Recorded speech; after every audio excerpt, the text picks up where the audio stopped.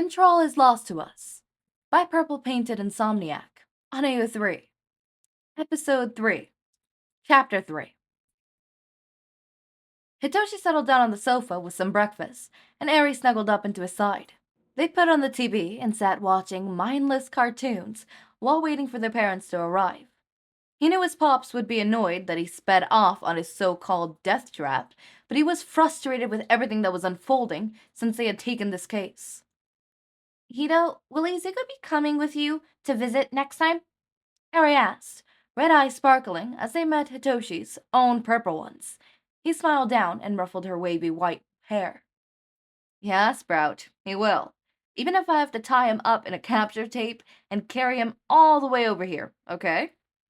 Hitoshi said, smiling softly down at her, causing her to chuckle. If you tie up Izu, he might get mad at you. I don't want him to be mad at you. He makes you do really pretty smiles. Eri gushed her eyes, lighting up before she turned her attention back to the TV. Hitoshi groaned, burying his face in his hands. Eri, Bug, what do you mean by that? He asked as he finally turned to look at her, but her red eyes stayed focused on the TV while she hummed to herself. Hitoshi waited, watching her. Well, whenever he does something nice for you, you kind of smile. Like, you do it with me and Dad and Pops. But it's different, and you go all mushy and blushy. Harry said, matter of fact, as Hitoshi groaned a little at the very blunt way of stating the obvious she had picked up from their dad. You know, I smile like that when you do nice things for me, too. Like when you make me my favorite cookies, or your tea parties, or when you and Uncle Sashi got hurt for Eraserhead merch for my collection. Hitoshi pointed out, and Eri hummed softly before shaking her head and narrowing her eyes at him. Nope, that's the I love my little sister, she's the best smile. The smile you have for Izuku has a name too. Pops named it. It's the I've had Izu in my life for 5 minutes, but if anything happens to him, I'll kill everyone in this room and then myself. That said is just your unhinged smile. Eri said softly, like this was a universally accepted truth. Hitoshi stared at her, slack-jawed. That's just... Hitoshi started, but 2 distant snorts from the doorway had him pausing to turn and look at their parents. Completely true, his pop said, with a decisive nod. Logical. Izuku was the first person beside us to see all the potential in you and not fear your quirk. You were doomed the minute he decided you were going to be part of his friend group. His dad snorted, shaking his head, as Hitoshi scoffed at them both. Is today make Hitoshi question every aspect of his life, Day? Hitoshi let his head roll back to rest against the couch and closed his eyes against the light standing in through the window. I mean, no, but we can rename it that if you feel better about it. Shouta grinned at his son, who peered through slitted and bloodshot eyes. He snorted and shook his head. Come on, Hitoshi. Bed with you. We can eat after you've had some decent amount of sleep. Shouta pulled him to his feet and sent him in a sleepy, half-blind stumble that was very reminiscent of his teenage years when he would return home from patrols to find him awake but barely due to insomnia, and he needed to know that Shouta had made it home okay. But I need to know they made it back from the fight okay, Hitoshi grumbled, freezing in his tracks as he tried to collide him towards a bed and hopefully sleep. I called the agency and checked in on Izuku's status.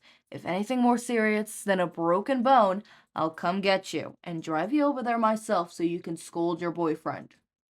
Shouta said, and Hitoshi hummed as he allowed himself to be led towards a room that would be forever categorized as his. It's not my boyfriend, Dad. It's my best friend. Hitoshi grumbled through a slight yawn, as he carried on with a forward motion with his aspect remark of being made. And Tamaki doesn't go into gay panic every time Mirio smiles at him. Harry deadpan, causing Naomasa to sprout, while Shouta and Hitoshi snort softly, keeping their distractions of sleep in mind. You two are terrible influences on my baby, Naomasa called with anguish in his voice as he glared after the 2 men. You're the one who taught her not to lie and always tell the truth. If you wanted her to say it like it is, you'll have to deal with the consequences of that. Shouta deadpanned before shoving Hitoshi into his room and making a beeline for his own. You sleep at least 3 hours. More if you can manage it. I don't care if it makes me a hypocrite, just do it. I'll text Cox to tell you no if Izuku is being an idiot about treatment. But you can't do anything in the state you are right now. With that, Shouta went to his own room, closing the door quietly behind him. Hitoshi went into his room and smiled at the nostalgia.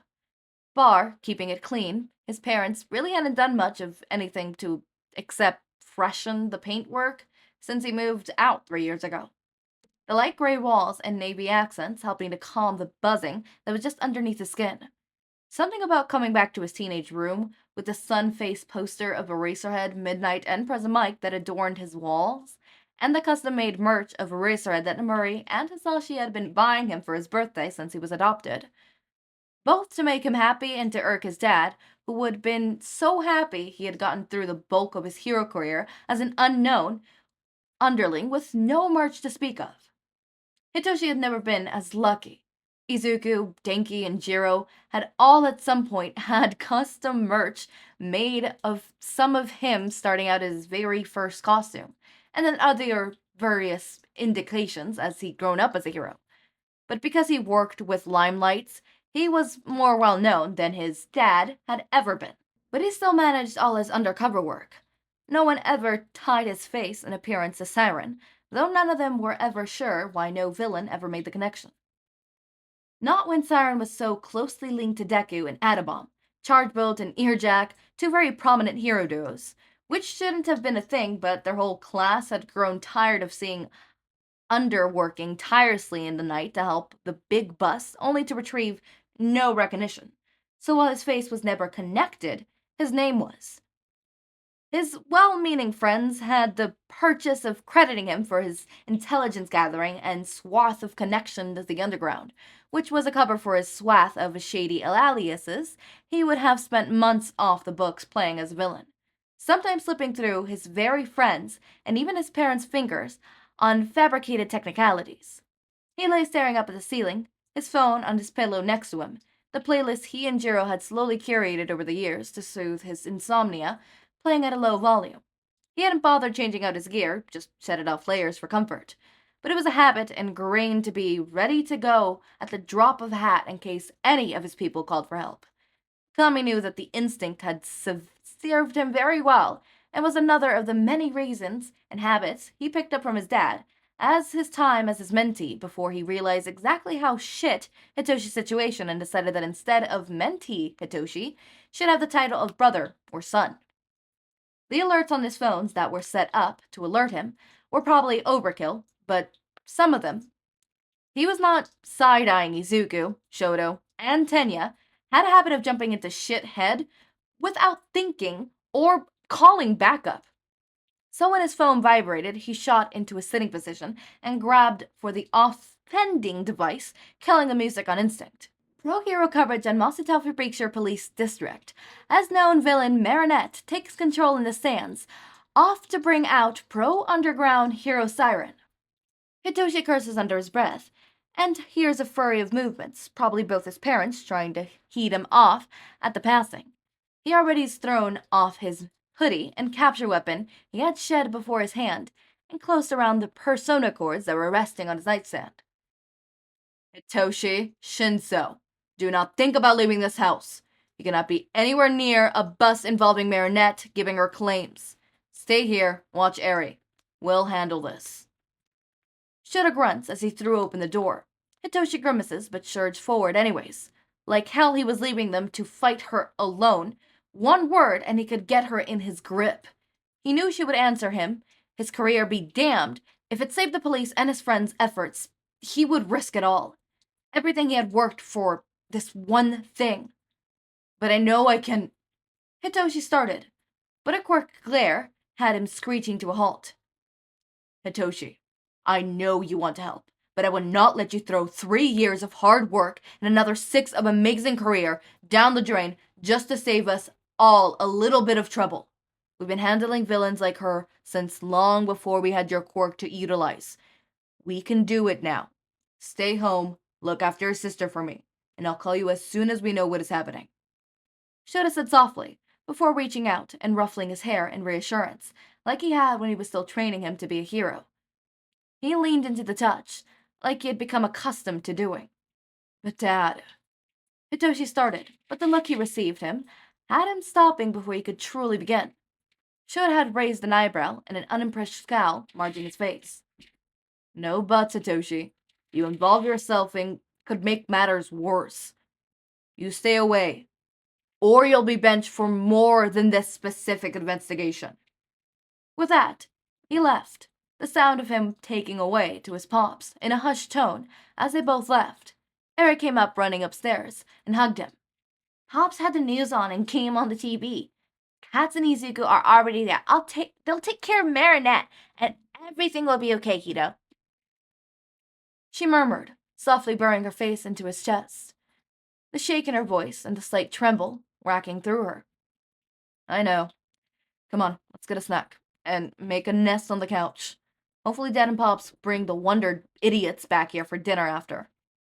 Hitoshi murmured, getting her out of his room, and back downstairs where they began the time-worn ritual their Pops had integrated in them when their dad had to leave in the dead of night on some emergency, and they weren't sure when he'd come back.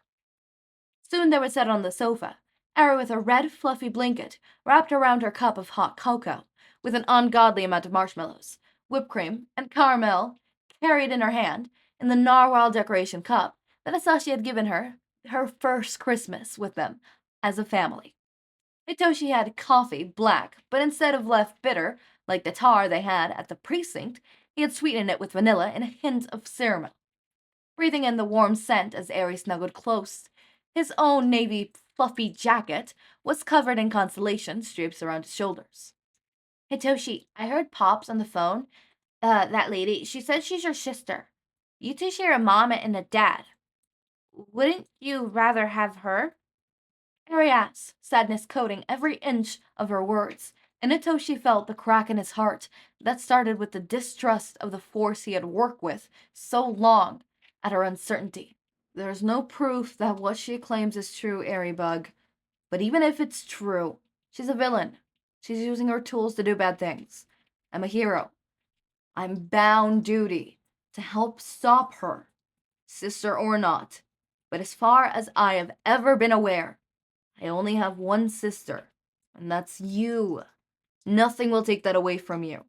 You'll always be my sister, no matter what Shinsou Hana says. Got it?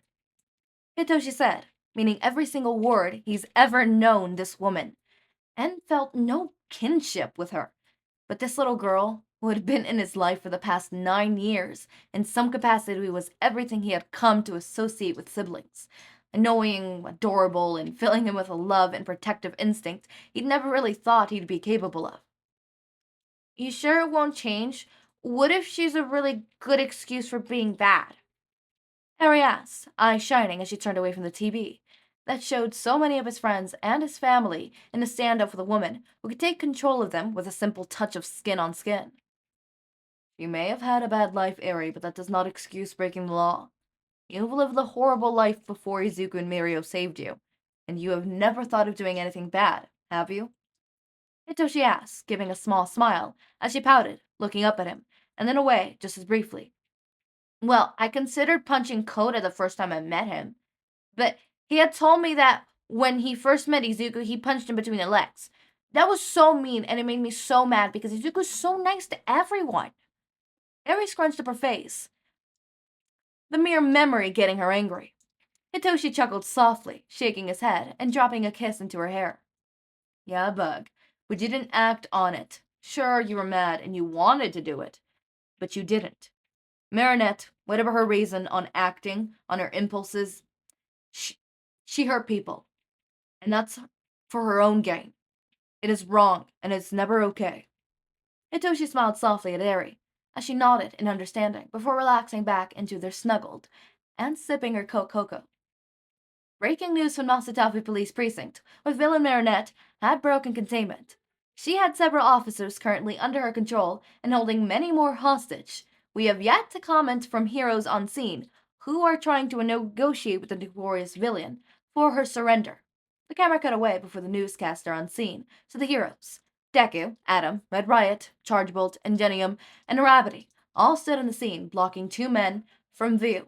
Hitoshi knew one of them was likely his dad, who tried to avoid the cameras, and a newscaster that he dubbed vultures when they were all studying. They watched with bated breath as Marinette marched from the precinct surrounding by glassy-eyed officers, walking like mindless puppets.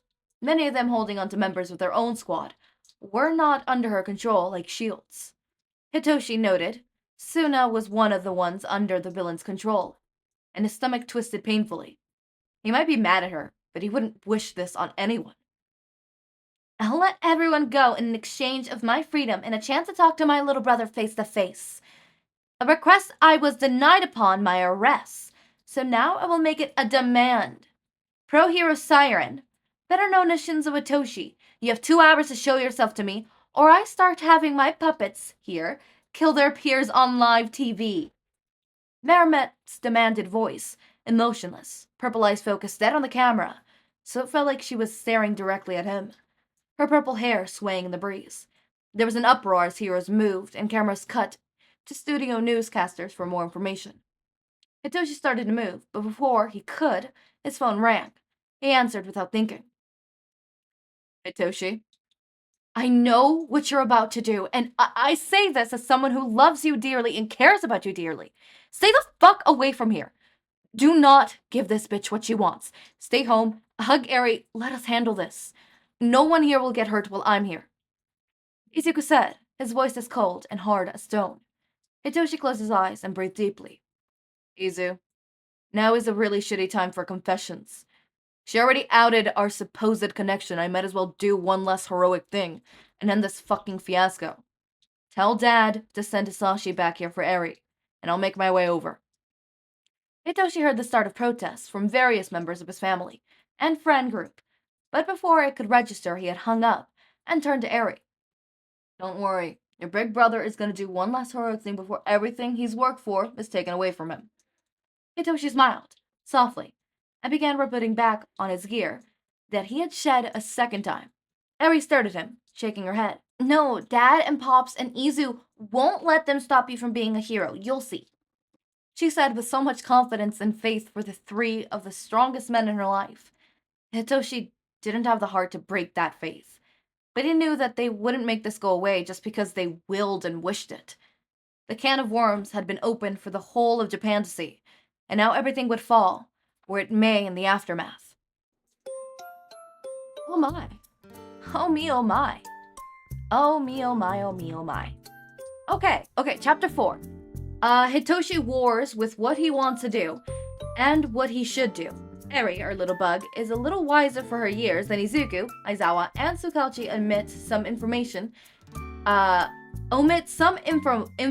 to have it so Hitoshi doesn't fly off the handle. Sadly, it doesn't work in their favors. Fuck, I can't read.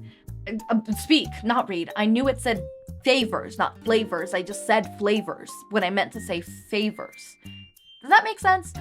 We're full gearing. Again, this is quite a short fic, I will say. Presumptuously, it's a short fic. I don't have much to say on this. I don't have much to say this. So, yeah. Anyways, as always, my raindrops, make sure to eat, sleep, drink water, take your meds. Have a wonderful day or night. Link to my Discord server and socials are down in the description. Subscribe to see more of my content, and thank you so much for watching.